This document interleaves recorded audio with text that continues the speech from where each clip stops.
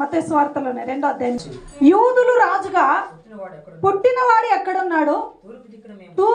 తూర్పు దిక్కున మేము ఆయన నక్షత్రము చూసి ఆయనను పూజింప వచ్చితిమి అని దేవుని నామానికి మహిమ కలుగును గాక. వాళ్ళు ఏం చెప్తున్నారు? యూదులకు రాజుగా పుట్టినవాడు ఎక్కడ? చూడండి, ఆ నక్షత్రం వాళ్ళకి ఏం తెలియజేసింది? యూదులలో ఒక రక్షకుడు, ఒక రాజు పుట్టి అన్నాడని వాళ్ళకి అర్థమైంది. దాన్ని చూసి మేము వచ్చాము రాజా. యూదులకు రాజుగా పుట్టినవాడు ఎక్కడ ఉన్నాడు? ఎందుకోసం వచ్చారంట వాళ్ళు? వాళ్ళు అనుకున్నమాట, మేము ఆయన చూసి మనసారా ఆయన్ను పూజించి వెళ్ళాలనుకున్నారు. ప్రవచనం బట్టి తెలుసుకున్నాడు కనుక ఈ జ్ఞానులకు చెప్పారయ్యా, జ్ఞానులేరా మీరు వచ్చారు కదా వెతకడానికి, ఆయన ఎక్కడో పుట్టలేదయ్యా, ఏ దేశంలో లేడయ్యా, ఏ ప్రాంతంలో లేడయ్యా, ఉన్నది ఎక్కడో తెలుసా? బెత్లెహేములో. ఎక్కడ?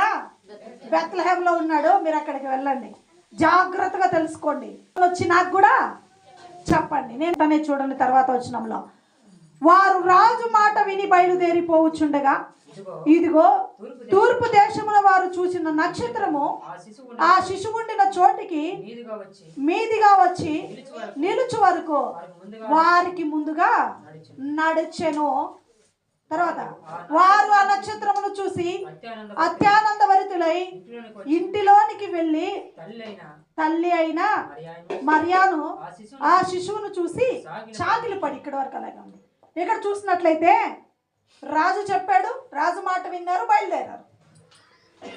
అప్పటి వరకు వారికి చుక్క కనిపించలే, ఆ నక్షత్రం లేదు.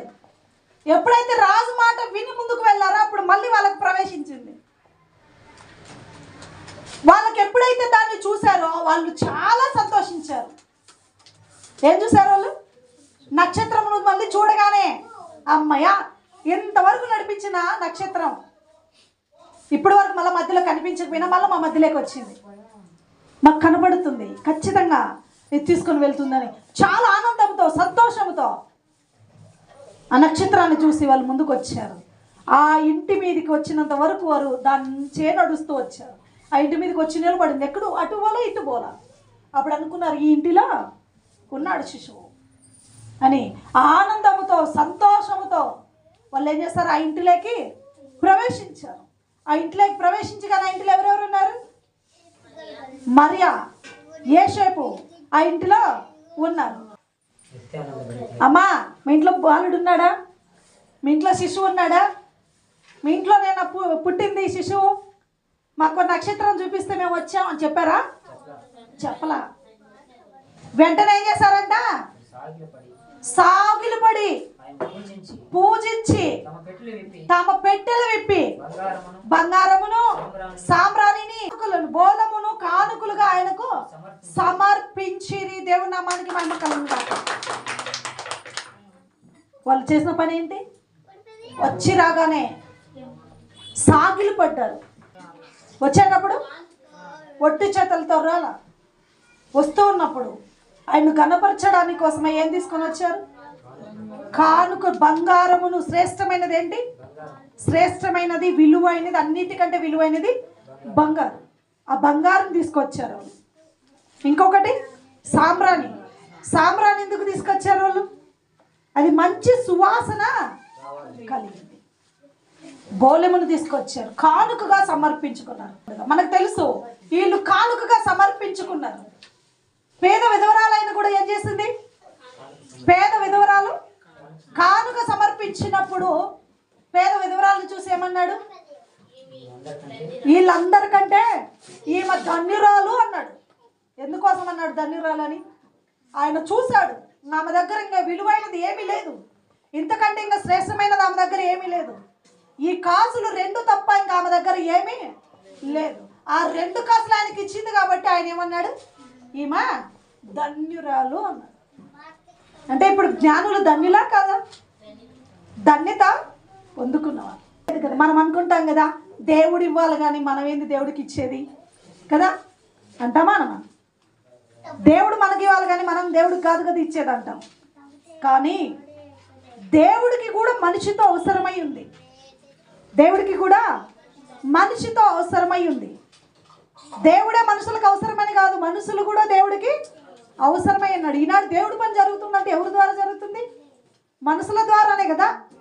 మనుషులు నిలబడకపోతే దేవుడి పని దేవుడే నిలబడి చేస్తాడా? తర్వాత 13వ వచనంలో, వారు వెళ్ళిన తర్వాత ఇదిగో ప్రభువు దూత చెప్పి స్వప్నమందు యోసేపునకు ప్రత్యక్షమై, హెరోదు ఈ శిశువును సంహరింపవలనని ఆయన వెదకబోచున్నాడు కనుక నీవు లేచి ఆ శిశువును ఆయన తల్లిని వెంటబెట్టుకొని ఐగుప్తుకు పారిపోయి నేను నీతో తెలియజెప్పు వరకు అక్కడనే ఉండమని అతనితో చెప్పాను. దేవుని నామానికి మహిమ కలుగును గాక. ఇక్కడ హెరోదు రాజు పంపించిన ఆ జ్ఞానులకు చెప్పాడు. ఆ జ్ఞానులకు చెప్పిన తర్వాత యోసేపుకు చెప్పాడు. ఎందుకంటే యోసేపు తన తండ్రి స్థానంలో ఉన్నాడు కదా, అందుకని చెప్పాడు, అయ్యా నువ్వు ఆ బిడ్డను తీసుకొని ఐగుప్తు దేశానికి వెళ్ళు, ఆ శిశువును చంపాలని సంహరింపాలని రాజు చూచున్నాడు. ఆ రాజు ఆ బిడ్డను ఏం చేయకుండా ఉండాలంటే నువ్వు ఐగుప్తు దేశానికి వెళ్ళమని చెప్పి స్వప్నమందు దేవుడు మాట్లాడు. ఆ మాట చెప్పగానే యోసేపు విధేయుడయ్యాడు. ఏమయ్యాడు? యోసేపు విధేయుడయ్యాడు. ఎంతమంది దేవుని మాట నీ దగ్గరకు వచ్చినప్పుడు విధేయత చూపిస్తున్నారు? ఎంతమంది విధేయత చూపిస్తున్నారు? ఇది దేవుడు మాట్లాడిన మాట అని విధేయత చూపిస్తున్నారా? చూపించలేకపోతున్నారు. విధేయుడై ఆయన చెప్పినట్టుగా ఆ శిశువుని తీసుకొని ఇప్పుడు ఐగుప్తు దేశానికి వెళ్ళాలంటే మరియ దగ్గర యోసేపు దగ్గర డబ్బులు బాగున్నాయా? పేదవారు, ఏమి లేనివారు కనుక వారికి ఏం కావాలి? ఐగుప్తు దేశానికి పారిపోవాలంటే వారికి తినేదానికి కావాలి, కట్టుకోవడానికి కావాలి, వాళ్ళు అక్కడ ఉండడానికి కావాలి, ప్రతిదీ అవసరమే. అవసరానికి ఎవరిస్తారు? అందుకోసమనే దేవుడు జ్ఞానులను ప్రేరేపించి ఆ జ్ఞానుల ద్వారా బంగారు సాంబ్రాణి బోలెమును తెప్పించాడు. ఆ తెప్పించిన వాటి ద్వారా వాళ్ళు ఐగుప్తు దేశంలో వాళ్ళు బ్రతకడానికి ఇది అవకాశంగా, ఇది వాళ్ళకి అవసరమై వాడబడింది. జ్ఞానుల గురించి మనకి ఏం తెలిసింది? ఇప్పుడు జ్ఞానులు బట్టి తెలుసుకోవాలి. జ్ఞానులు బట్టి మొదటిగా మనము జ్ఞానుల కంటే మనం బలవంతులము కాదు, వారికంటే మనం ఇంకా శ్రేష్టమైన వారం కాదు, వారికంటే మనం గొప్పవారం కూడా కాదు. అయినా ఆ జ్ఞానం ఉంది కదా అని విర్రవీగకుండా వాళ్ళు తను తగ్గించుకొని వెతుకుతూ వచ్చి వాళ్ళు సాగిలు పడి ఆయన్ను ఘనపరిచాడు. ఆయన నమస్కరించి తర్వాత కానుకలు ఇచ్చి ఆయన మహిమపరిచారు.